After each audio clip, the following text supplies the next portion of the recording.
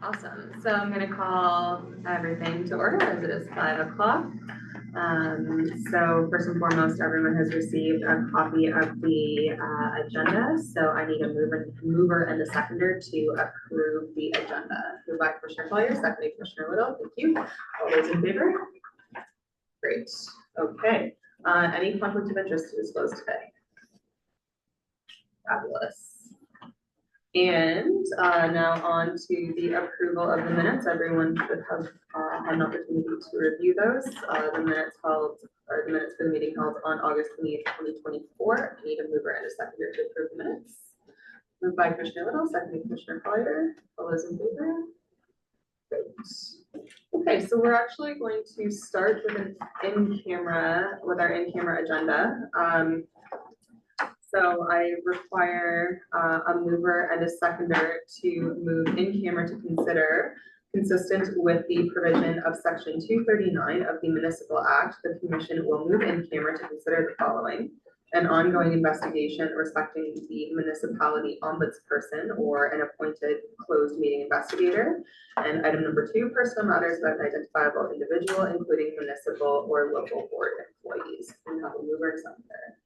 Commissioner Collier, Commissioner Little, thank you. All those in favor? All right. Okay, so I need a mover and a seconder to report progress in the in-camera session. Moved by Commissioner Collier, seconded by Commissioner Little. So I'm pleased to report progress that on an ongoing investigation with respect to the municipality ombudsperson or an appointed closed meeting investigator, as well as progress on personal matters about an identifiable individual, including municipal or local board employees. All right, we are back in camera. We have no delegations. We do have one communication. Over to Ms. Blushy. Yes, this is just a communication providing an overview of the recent Accessible Public Transit Service Advisory Committee. They received 4 note and file, essentially update reports just to keep them up to date on what's been going on. So there's no action coming out of this. Mover to and a seconder to note file. Indeed. Councilor Kribel, seconded by Commissioner Collier. Any discussion? All those in favor? Great, so carried. Okay, over to our staff reports. We're going to start. Oh, what? For once, it wasn't me. Over to our staff reports. So we're going to start with item number 1. These are the pension statements that were discussed earlier, and just over to Mr. Carter to discuss the recommendation for the 2023 audited pension plan statements. Thank you. As was also communicated to the commissioners on September 17th through an email, the annual pension plan statements, which are traditionally presented by KPMG at the March meeting, were delayed this year, given the uncertainty with respect to the guidelines outlining the annual audit requirements for the pension plan. Once it was in fact determined that an audit was required, KPMG was asked to proceed, and the Commission's pension plan administrator Manulife applied for an extension to June 30th with the FSRA, or the Financial Services Regulatory Authority of Ontario. The extension was granted to August 29th, but unfortunately, due to further reporting and sampling requirements identified during the audit with KPMG, the statements were not able to be finalized in time to be presented at the August the August Commission meeting. So I remember the date. Manulife applied to FSRA for a second extension, however, it was denied, with FSRA advising us that the statements would need to be submitted by September 18th in order to avoid a potential late filing penalty. KPMG and Manulife worked very diligently towards this date and were able to provide the draft statements to the Commission for approval prior to that deadline. With the deadline falling prior to today's meeting, approval was sought and confirmed by email, as you guys are aware. With the approval, and thank you for doing that, it was very helpful. KPMG were able to finalize the statements and are attached in the report by the deadline.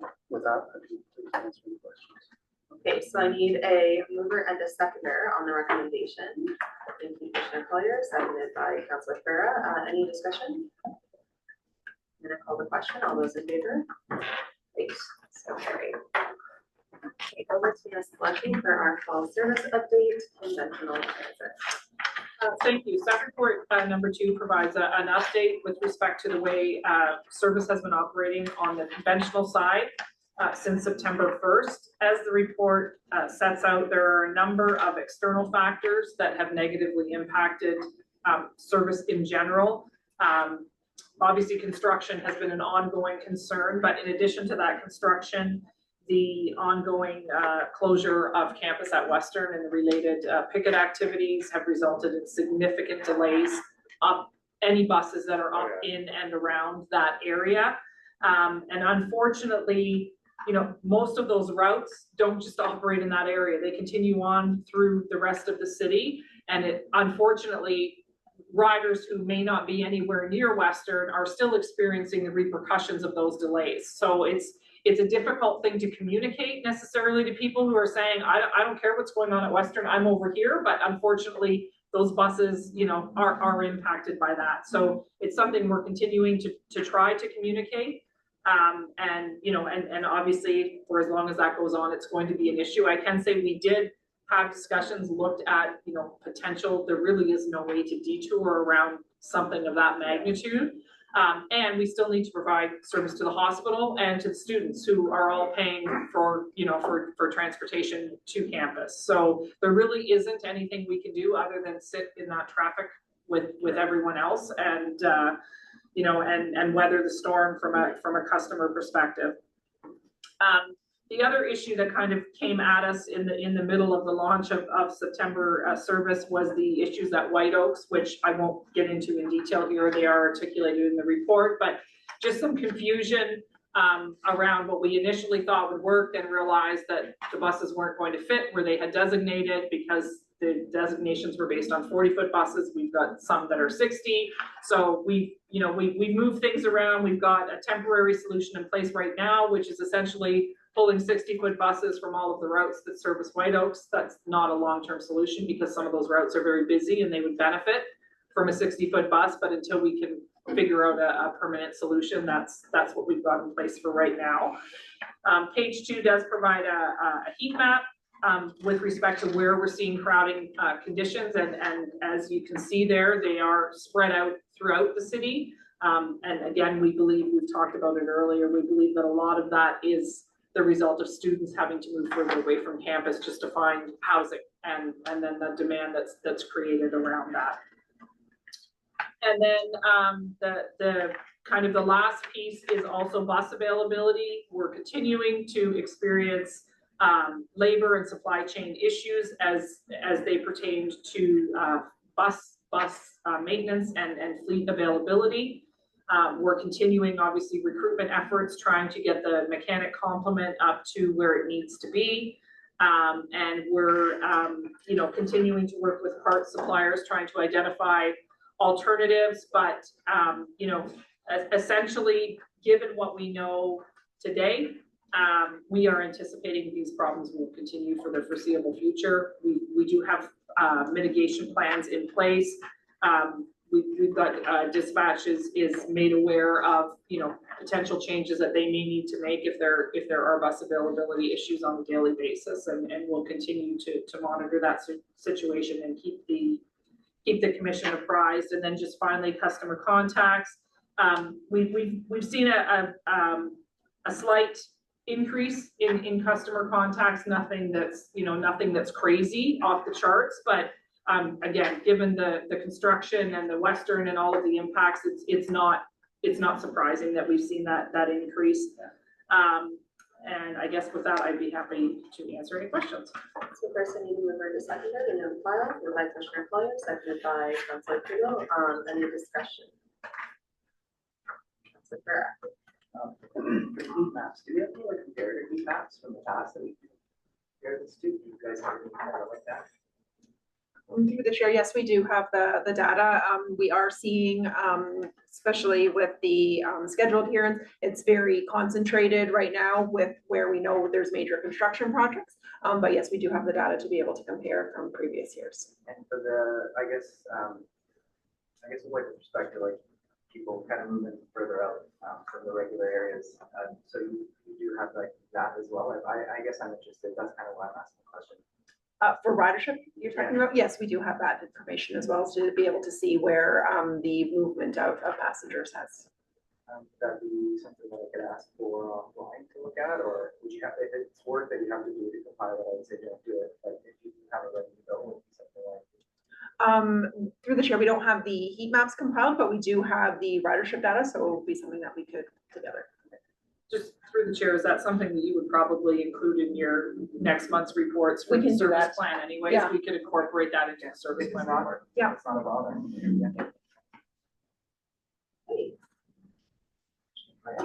To the chair, do we think we have an opportunity for some public facing comms on this? Just, I read a lot of Reddit in my spare time on the train, and it's not at all friendly. It's pretty pointed, and I'm just wondering if there's, I was saying to somebody, if you're not moving, we're not moving in terms of messaging, right? Just to remind people, I mean, I know that we're talking about being people, be patient and courteous, but when your bus is 20 minutes late and you just missed work, I can see why you'd be peeved. But, at the same time, a lot of people don't necessarily have an understanding of, the 10 starts at the university, and if it leaves late, it's late probably for the entire run until it gets to Barker and Huron, right? And, just a lot of people don't necessarily have that awareness. So I'm just wondering if there's an opportunity for us to actually, whether it's through our socials or other, media channels, come out with some sort of messaging just to say, hey, we know that there's problems here. You can probably take a look and guess what the problems are, but here's what the problems are, and here's what we're trying to do to fix them, right? Through the chair, and Carolyn can expand, but we have talked about an onboard campaign that attempts to explain that. Very often what we hear is, we're tired of your excuses, because Right. but it's not an excuse. I mean, when traffic lanes are narrowed and there's nowhere for us to operate, there's not a lot we can do about it, but there's that general perception out there that, oh, that's always your excuse. So looking for a way to try and articulate what you just said, like, you know what, just because you don't ride the 10 through Western doesn't mean it doesn't necessarily get impacted, so. Like, I went to Guelph yesterday to work out of the Guelph office, and so I get to leave right, I have to leave at 5 o'clock in the morning. And Richmond was basically stopped at Value Mart. What is Independent Grocery now, because it's changed names, but Value Mart all the way up to the university, because no one can turn off at 5. Right, we know this is at 7. Let's 7 o'clock. Didn't So- know it was that early. Anyway, just I think there's an opportunity, and whether or not we've got friendlies in media that would actually be able to pick this up as a story, just to put a little bit of sort of third-party weight behind this, it might be useful to see that potentially. Anyway. I don't want to dwell on whiteouts, but I'm puzzled as to how that gap occurred. Like, the report says that administration has been working with the property owner. So when we get to the 11th hour and like things just aren't working, how does that happen?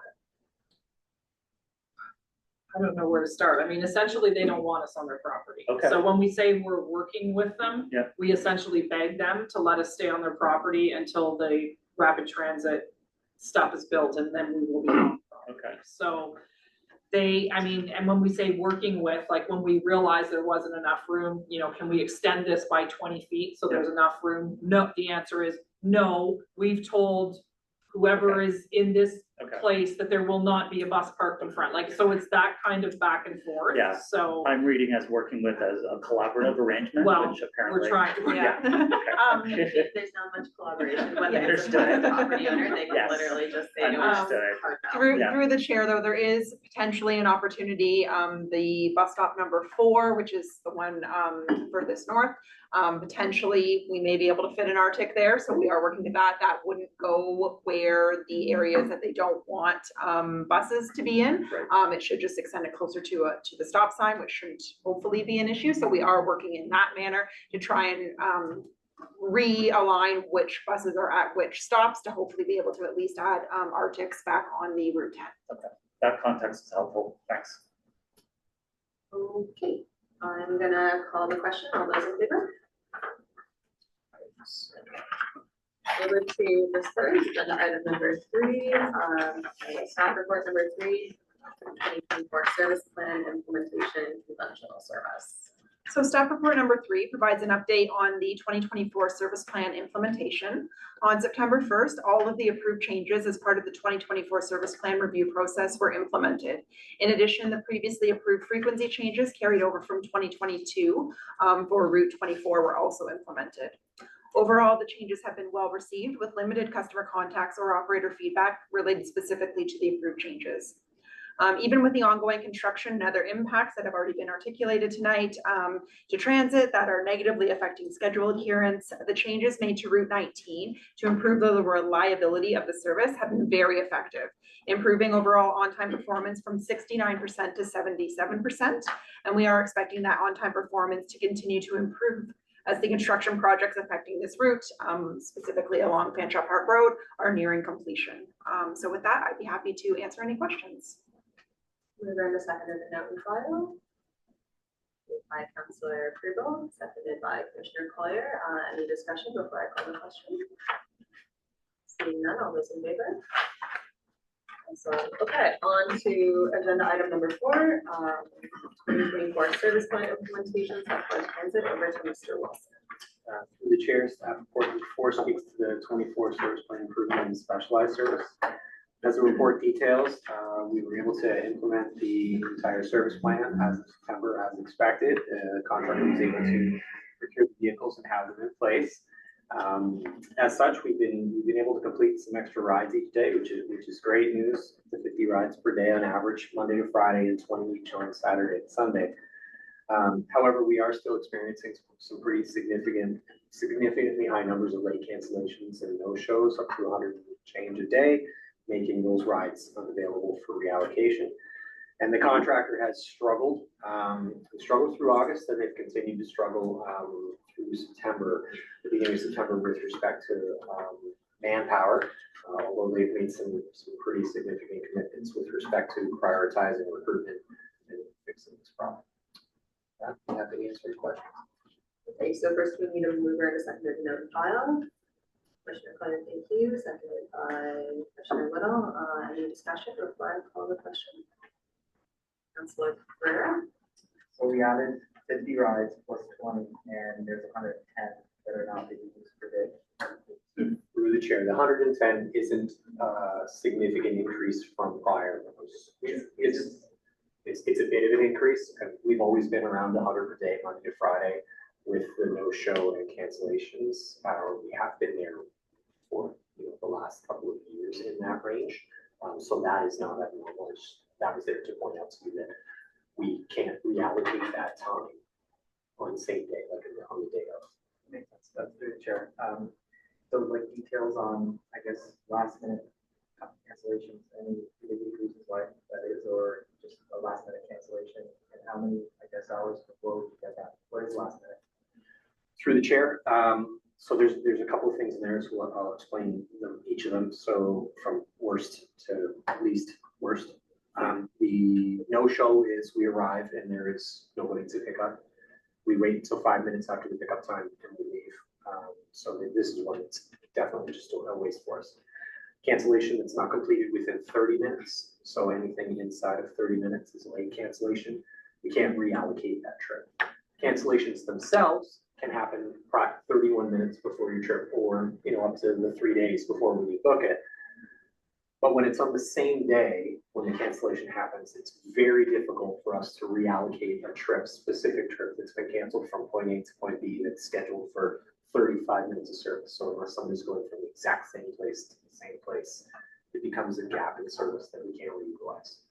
Those are what are equating to about 110 a day on average, Monday to Friday, which is difficult for us. And what we need is people to take the trips they book, right? Or to not book trips that we don't intend to take.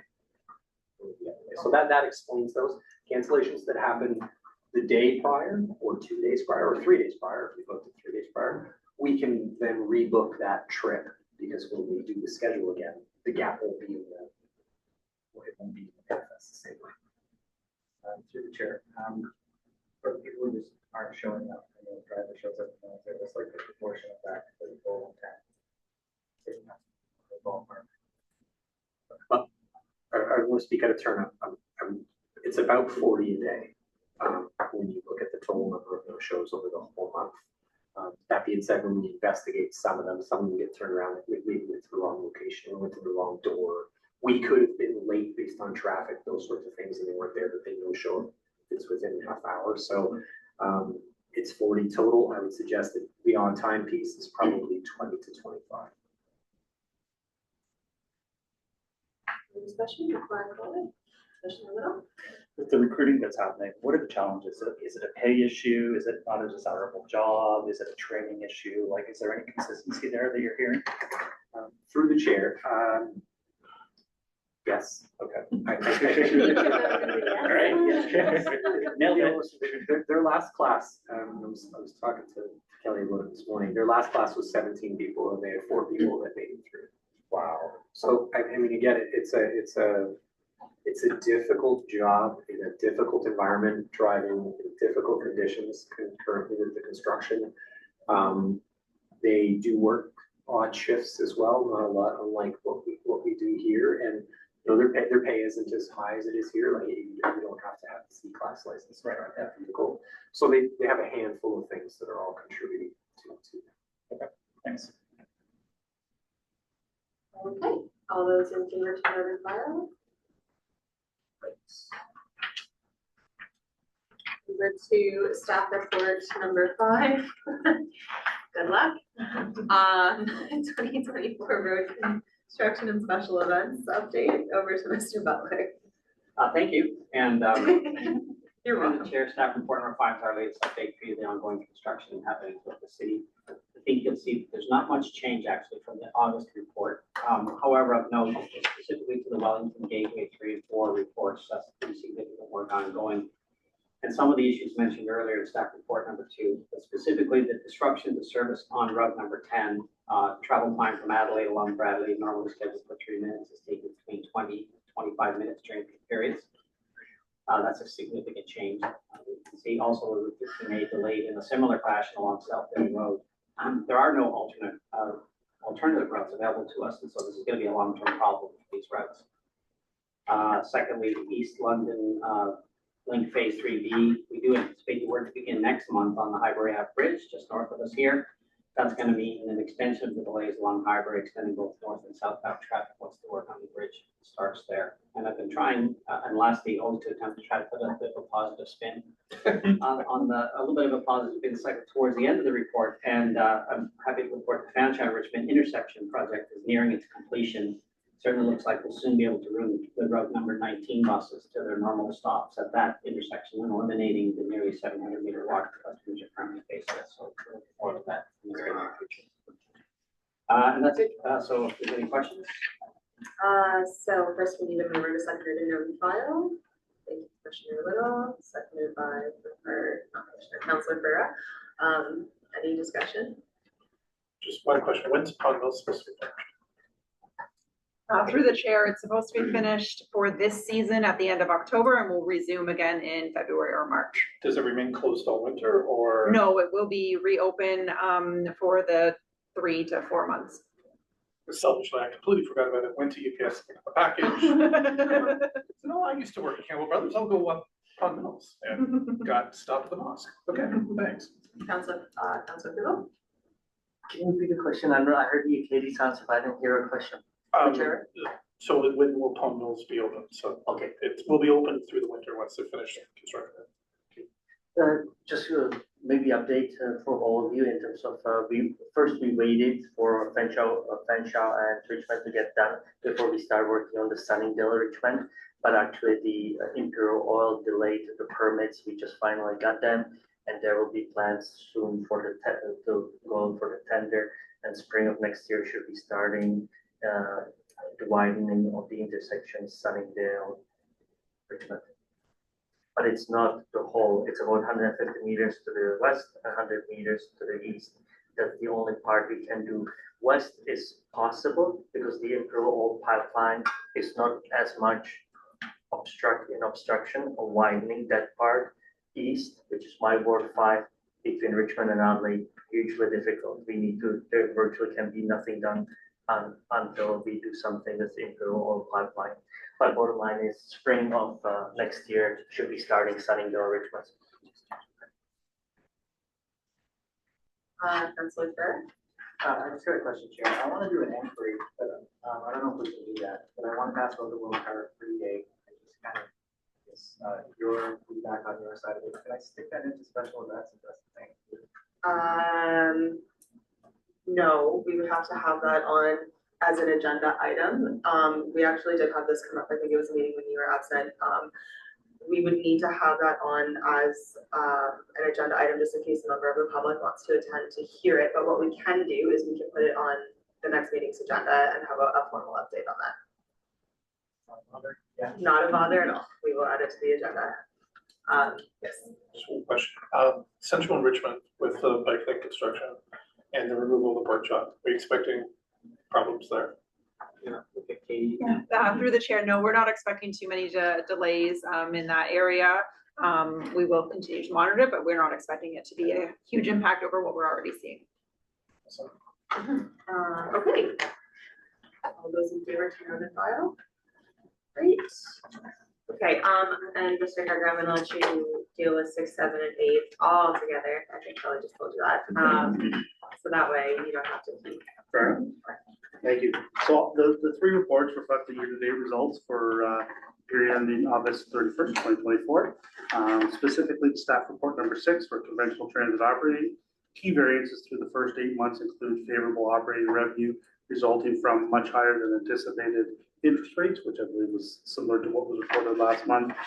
Continued favorable personnel variances due to ongoing staff vacancies and favorable fuel price variances. There's other significant variances that I haven't reflected, but are more so reserve related that offset each other, but those were detailed in the report as well. In terms of specialized, net expenditures are continue to be favorable on a year-to-date basis. I believe Mr. Wilson spoke to some of the reasons why where we are. We have had seen some improvements in service hours, but that trend continues. And in terms of capital, the program is well underway. Timing of the bus for the 2024 replacement program will be delayed and carry over to next year, but many of the smaller projects continue to be busy in the third and will carry on to the fourth quarter. That answers your questions. Okay, so first we need a mover and a seconder to note and file staff report 6, 7, and 8, moved by Commissioner Collier, seconded by Commissioner Little. Thank you very much. Any discussion? Commissioner Little. I don't know if I can ask this because it wasn't an agenda item, but I'm curious about updates on smart card for specialized and online booking. Is there anything, did I miss anything in our cleanup? Just where we're at with timing and launches, like. I could speak. Mike, yeah, sure. Okay, thanks, Mike. Yeah, in terms of smart card, I think at the last meeting, we were fairly close with. Entering the AT, I think, or getting Yeah, close to yeah, that. the issue of auto load is still has not been fixed by Charlie Bachman. They're working on it. They've scheduled another round of user acceptance testing. We're trying to pin us down for the 1st to the 4th of October. So we've been working with them, updating, testing. So we're just working on that piece. So that's where we stand. Unfortunately, it's not as quickly as we thought, but I think that's a piece that they need to finalize. So that's where we are in terms of the smart card. Sean can do online booking. So we've completed the operational review document for the first piece of the upgrade for the specialized software. Yep. That first piece of the upgrade is essentially the Cat AVL component and the driver meet, so the driver's turn by turn. The second piece will be the online portal stuff. We won't see that until early part of next year. Okay, It's a 2-phase implementation. So okay, that's helpful, thanks. Can I ask that we just have updates on that on a monthly basis now? We can. fair? It wouldn't go in this part. It would go in. It could go in the capital report, Right. because it's part Yeah, of but the there's capital Okay, project. that would be great. Yeah, we can do thanks. that. Okay, We can absolutely do that. okay, thank you. Okay. Other questions? Jerry. Actually, you know what, I have a question, so I just want to comment that I've never seen in these amounts the budget and actuals to be so close.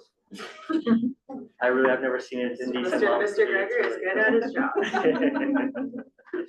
And again, just all the questions in terms of the, in terms of your notes, answered all my questions. Thank you. Councilor Burke? Follow up, with Commissioner Little. So did you say the smart card reader, the algorithm or whatever will be ready by the 2nd of October? No, through the chair, I said that they've scheduled another round of user acceptance testing so that the fixes that they're making on the auto load, we can validate to make sure they're working. And then from there, it's pushing the software. So if that goes well, we should be in decent shape, but I was hoping that at the last meeting, so, but nonetheless, that's where we're at. Okay, seeing none, I'm gonna call the question. All those in favor of moving in, all those in favor of noting in faculty staff reports number 6, 7, and 8? Thank you. All right, so the date of our next meeting is Devil's Night, October 30th, 2024. So I will see everybody then. I need a mover and a seconder to adjourn. Second by Commissioner Little. Okay. Have a great evening, everyone. Take care. Take care, everybody. See you. Thank you.